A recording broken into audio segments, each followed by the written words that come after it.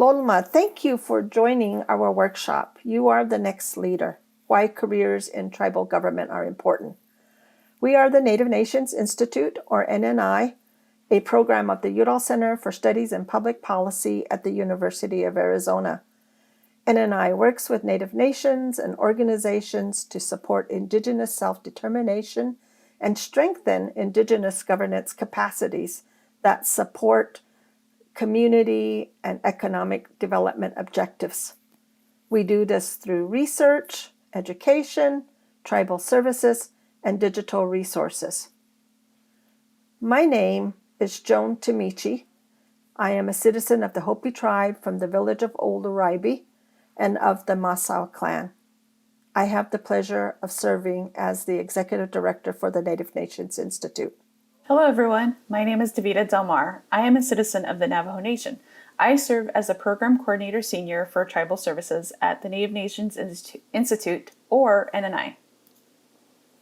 Today, we want you to think about your role in your tribal community. Think about your tribal government systems as a citizen, a leader, and potentially as a future employee. Work in tribal government? Like serve on tribal council? Yes, let's hear from a tribal leader. I am pleased to introduce Councilman Alex Smith from the Fort Peck, Assiniboine, and Sioux tribes in Montana. Hello everyone, thank you for watching. My name is Alexander Smith and I currently sit on the Fort Peck Tribal Executive Board. So for those who don't know, the Fort Peck Tribes is located in northeastern Montana and is home to over 13,000 enrolled members. A few fun facts about me is, like I said, my name is Alex Smith. I'm 21 and this is my first term on the Tribal Council. I was only elected last November at the age of 20, which actually allowed me to break the record to be the youngest person elected at Fort Peck, which is pretty awesome if you ask me. So how I got started in politics, I guess, is I was a sophomore in high school. I decided to run for tribal council because I love helping people and I love business. So I put it together, and running the tribes is just like running a business. And so I won last year, like I said, and I had to sit down and really look at what are the biggest issues affecting our reservation. And for our reservation, I feel like it's economic development, drug abuse, and just health in general. So I was like, okay, well, how can I improve our health, improve our economic development, and lower drug abuse, and help those people that are struggling? And so right now I sit as the vice chairman for Economic Development Committee, and I sit on 3 boards that deal directly with business within the tribes and economic development. And so I'm glad that everything kind of fell together and kind of let me excel and express my skills and what I'm good at. And so that's why I'm glad that Native Nations Institute actually reached out to me, not only to make this video, but to help me teach the skills and principles of their institution on how to further develop my reservation, and I guess in everybody's reservation. And the big thing is sovereignty. So one of the principles about sovereignty is that we have to address and really assert our sovereignty and say, you know, we are a reservation, this is what we're doing, we have our sovereignty, and we're gonna move forward. And so that's what we're doing. We know we're working on all these projects that are going to keep going forward, and that's because, you know, we're our sovereign nation, and, you know, we're not going to let anybody else hold us back, and it's time that we move forward. And so I'm glad that they reached out to us. And so that's how I got on tribal council. That's how I'm here now, and I love my job. It's a dream job. Like I said, I was a sophomore when it started. What started off as an impossible dream is like a never-ending dream. I feel like I'm always dreaming because none of this feels real, and I just can't appreciate and be how glad I am that I'm here today. I'm able to give back to my people and help in any way I can. And you know, you don't necessarily have to be on tribal council to help people. You know, we have a lot of people that are just in the communities doing a lot of work. Like here on Fort Peck, we have our own youth council, NDO Youth Council, and they do a lot of work. They're preparing to be where I am right now. And they always work. They're always teaching everybody great values and how to do things. And so that's a great example. You don't have to be on board to help. You can just do little things to help the community. You can get involved. And basically, that's the moral of my story is always help people. You can help anybody, no matter shape or form, you can help people. And so I want to say thank you again to Native Nations Institute on letting me have this opportunity to talk to everybody. And I just want to say thank you to watching me. I hope I was entertaining enough, and I hope everyone has a great day. Wow, Councilman Smith is pretty impressive. But what exactly is a tribal executive board? Is that similar to tribal council? We have 574 federally recognized tribes in the United States. We have great variation in governmental forms, their bureaucracies, and the regulatory and judicial functions.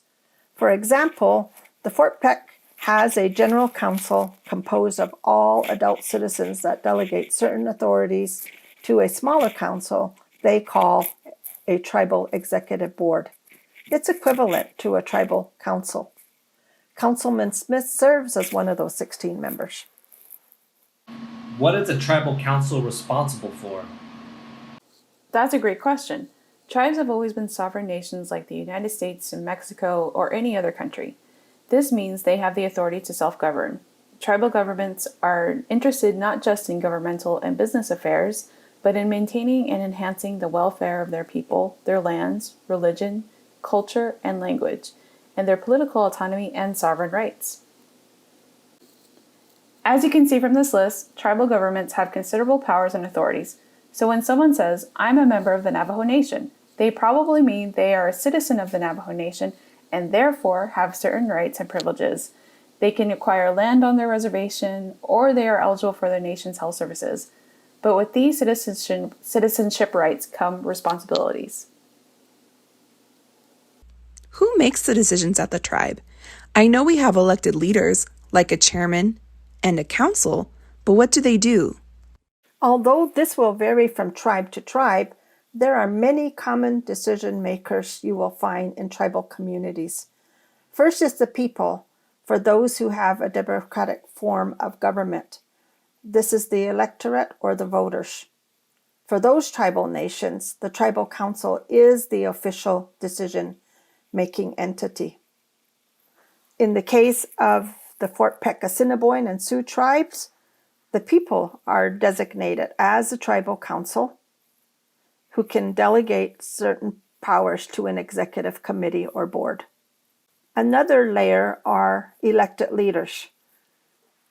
These officials, who are elected or sometimes appointed, might have titles such as chair, president, governor, and their second in command are also titled vice chairman, vice president, lieutenant governor.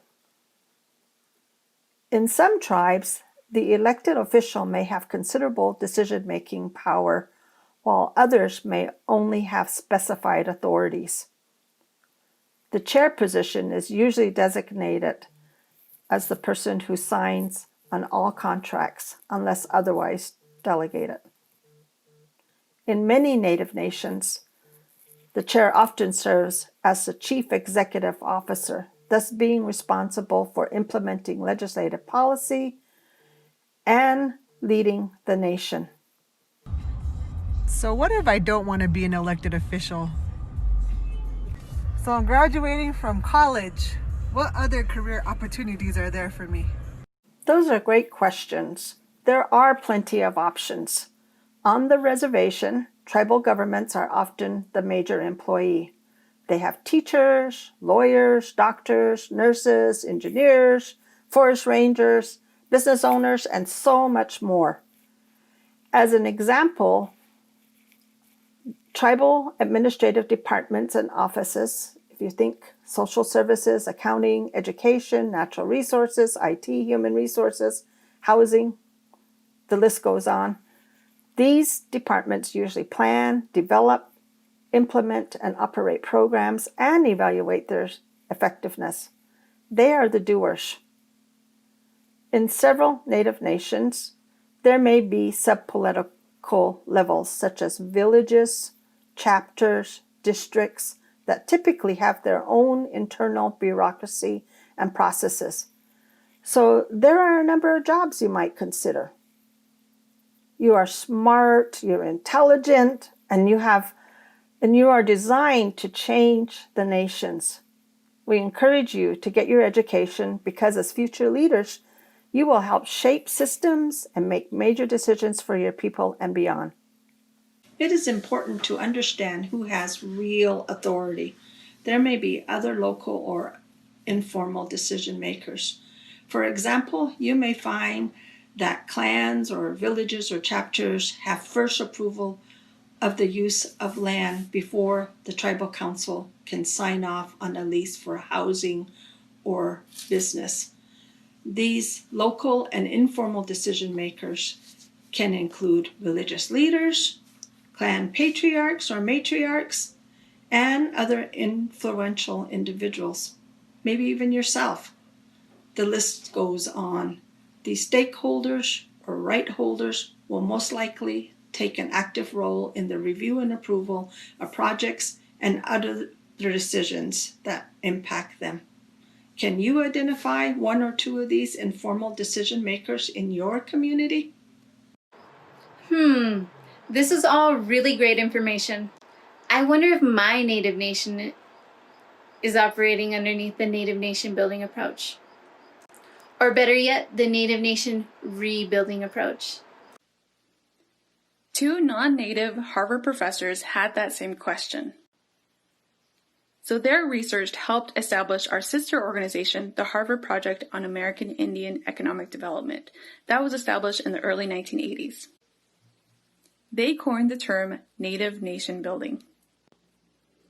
NNI, an outgrowth of the Harvard Project, established in 2001, later defined Native Nation Building as the enhanced capacity of indigenous nations to realize their own economic, educational, cultural, and political objectives through foundational actions of their own design. Through research, we have determined that 5 elements are particularly important for sustained development in indigenous nations. They include practical self-rule or sovereignty. That's where the nation or community makes the major decisions. Second is capable governing institutions to back up authority with competence, with rules, and neutral dispute resolution mechanisms. So as an example, if you go hunting or fishing on a reservation, you may find that your state license is not valid. That's because you're on tribal land, so you'll have to get a license or permit from that tribal nation because they want to protect their natural resources as well. Third is cultural match, where governing institutions match community beliefs about how authority should be organized. Fourth is strategic orientation, where decisions are made with long-term priorities in mind. And finally, there is public-spirited leadership, where individuals recognize the need for fundamental change and engage community to make change happen. With those 5 elements in mind, tribal governments and their citizens, including you, can help improve different facets of their nation. So, thinking 7 generations from now. So if tribes have all of these powers, why are some tribes more successful than others? And why are some better able to meet the needs of their citizens? As you heard, it can sometimes be a complicated web of leaders. But who are leaders? So using 1 to 2 words, what are some characteristics of good leaders?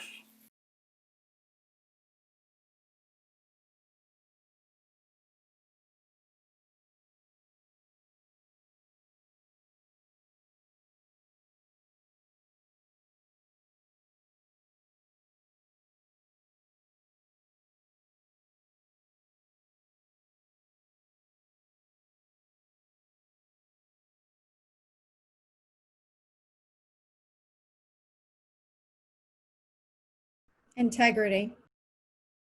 A good listener. Respect. Honesty. Humility. Compassion. Being available to the people. Seeks input from the community. Perseverance. Opening lines of communication to staff and people. Traditional knowledge. Patience. Puts the people first. Those are all great characteristics, but likely no one person has all of these characteristics. Just remember, you are a leader. We encourage you to take advantage of the opportunities to develop your leadership skills. Won't be turned around, and I'll keep this world from dragging me down. Gonna stand my ground.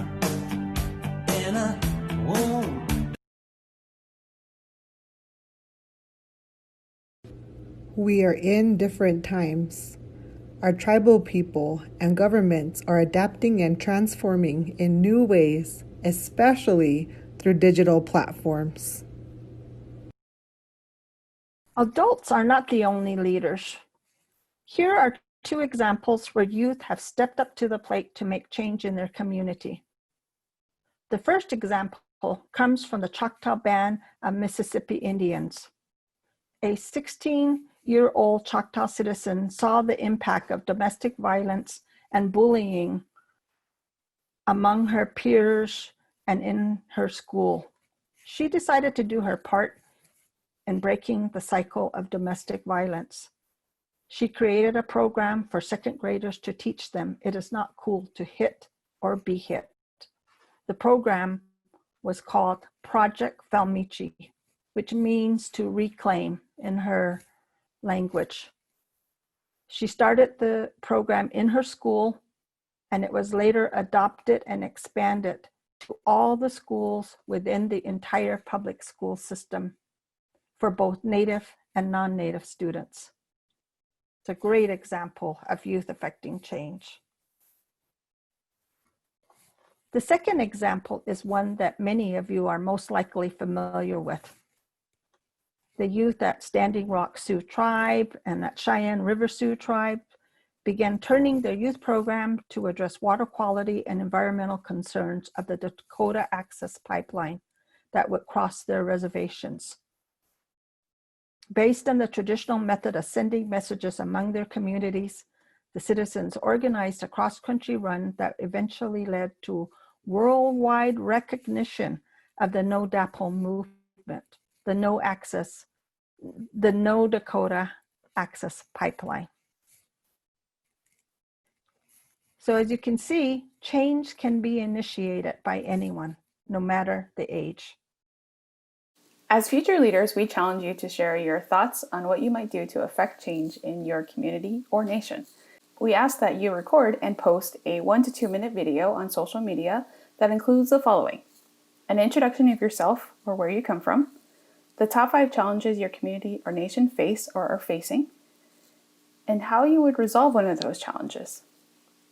Use our hashtags, hashtag NNI Leaders, hashtag I am the next leader, and hashtag strengthening Indigenous governance. I thought it was interesting how some people call themselves a citizen of a tribal nation. I've never seen myself as a citizen of my tribal nation, but now I do. I understand now, too, that tribes have a lot of powers and authorities. I like how tribes can determine their own government and manage lands and natural resources. Yeah, my uncle, he's a forest ranger for our tribe. I like how he's able to take care of our land.